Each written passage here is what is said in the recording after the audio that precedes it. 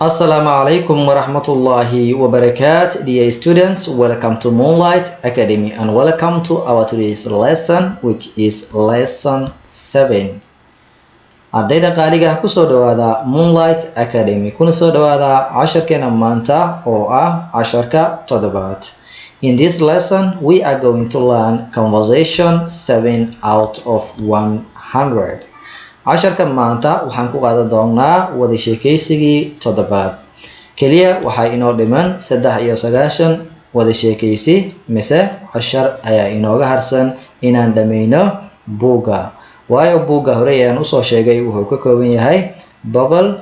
waxaan maraynaa casharkii toddobaad.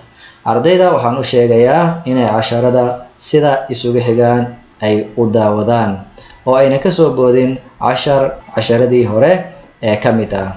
ardayda maanta nagu soo biirtayna waxaan leeyahay dib u laabta ee casharadii hore soo daawada kadib u imaada casharka maanta. waayo casharadii hore erayo badan ayaan kusoo fasirnay micnahooda, dhawaaqooda iyo hab qoraaleedkooda. marka casharadan haddii ereyadaas erey ka mid ah uu soo laabto waan ka socon doonaa, kaliya waxaan sheegaynaa micnaha ereygaas. marka si ay kugu sahlanaato casharadii hore soo daawo kadibna casharka maanta u imow. sida caadadiina ahayd waxaan haysanaa a iyo b.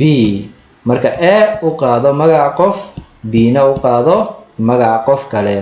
marka wada sheekaysi haddii la yiraahdo lagama maarmo laba qof. marka qofka koowaad waa a, qofka labaadna waa b. marka wada sheekaysiga wuxuu u dhaxayn doonaa a iyo b ayuu u dhaxayn doonaa. Without wasting time, let's start our today's lesson. Where does your school locate? Where does your school locate? Where xagee does your school dugsigaagu locate ku yaalaa? Where does your school locate? Locate micnaheedu waa ku oolid. kuwan kale hore ayaan usoo barnay where, your, school hore ayaan usoo aragnay. marka locate micnaheedu waa ku oolid. Where does your school locate? xagee ku yaala dugsigaagu? si aan ugu jawaabno waxaan leenahay my school locates. dugsigayga wuxuu ku yaalaa. my school locates. dugsigayga wuxuu ku yaalaa. kadib goobta uu ku yaalo ayaad sheegaysaa. my school dugsigayga locates wuxuu ku yaalaa. tusaale waxaan dhihi karnaa near the main market. near the main market. dugsigayga wuxuu ku yaalaa near agagaarka the main market, suuqa weyn. market micnaheedu waa suuq. my school locates. iskuulkayga wuxuu ku yaalaa near the main market, agagaarka suuqa weyn. waxaad kaloo dhihi kartaa tusaale haddii uu ku yaalo meel kale waxaad leenahay my school dugsigayga locates wuxuu ku yaalaa the corner of the city. the corner of the city. my school dugsigaygu locates wuxuu ku yaalaa the corner of the city.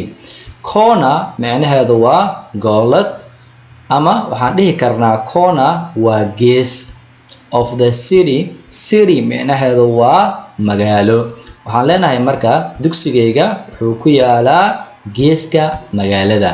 my school locates corner of the city. the corner of the city. geeska magaalada ayuu ku yaalaa. marka waan bedeli karnaa, waxaan gelin karnaa wixii aan doonno halkan. waxaan leenahay where does your school. school ayaan iska bixinaynaa. where does your house locate. gurigaaga xaguu ku yaalaa. where does your house locate.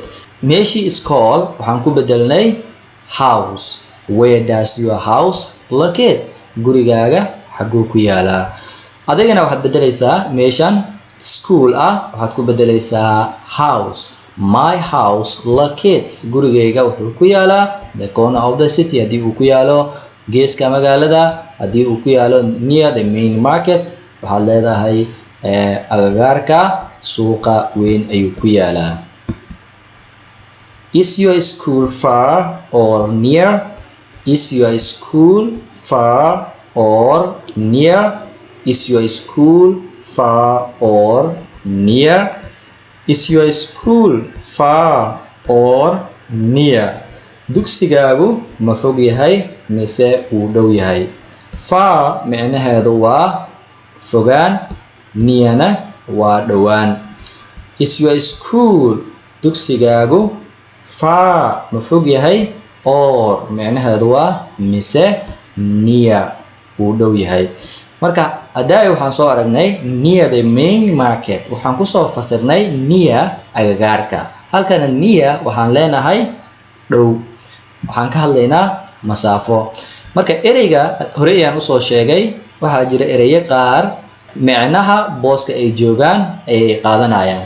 Marka ereyada waxba isku wareerinin, yani sidii loo fasiro u qaado. Goob kasta oo u isticmaasho micno gooni ah inay ku yeeshaan ayaa laga yaabaa. Is your school far or near? Dugsigaagu ma fog yahay mise wuu dhow yahay? Si aad ugu jawaabtid waxaad leedahay my school is. My school is. Dugsigaygu waa. Kadib waxaad raacinaysaa far oo ah wuu fog yahay mise near oo ah wuu dhow yahay. Tusaale waxaan dhihi karnaa my school is so far. My school is so far.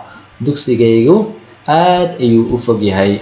Dugsigayga aad ayuu u fog yahay. My school dugsigayga is so far. Aad ayuu u fog yahay. Mise waxaan kaloo dhihi karnaa my school dugsigaygu is very near. Aad ayuu u dhow yahay. Marka very waan soo baranay micnaheeda waa aad iyo aad. My school dugsigayga is very near. Aad iyo aad ayuu u dhow yahay. Do you go to school by bus? Do you go to school by bus? Do you go to school by bus? Bus ma ku aadaa dugsiga? Do you go to school by bus? Bus ma ku aadaa dugsiga?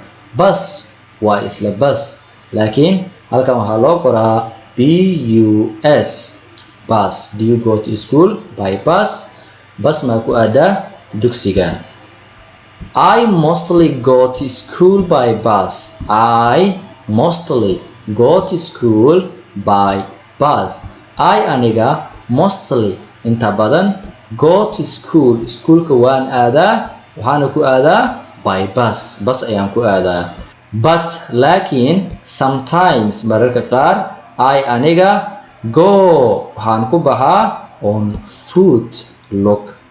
But laakiin sometimes mararka qaar I aniga go waxaan ku baxaa on foot lug. This is the end of our today's lesson. I hope inaad fahantay casharka. Casharka waxaa idinla socodsinayay anigoo ah Cabdikariim Xasan. Waxaan ku kulmi doonaa casharkan casharka xiga oo ah casharka 8aad ee wada sheekaysiga 8aad. Waxaan idin leeyahay wassalaamu calaykum waraxmatullaahi wabarakaatu.